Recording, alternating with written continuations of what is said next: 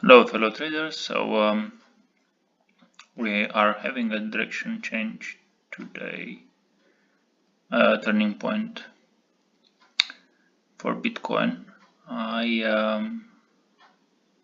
My guts tell me it's gonna at least go lower, and watch, because this is the future, and Socrates puts out just the future. This is the weekly.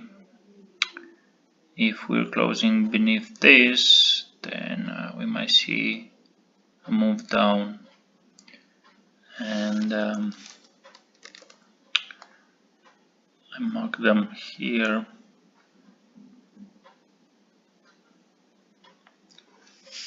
We took out a bunch of reversals in the process, but today is a turning point, and you might see even a move up. But next week is the weekly turning point. So we're still in the up level, but today watch for the close. If we're closing below this, there might be an outside down.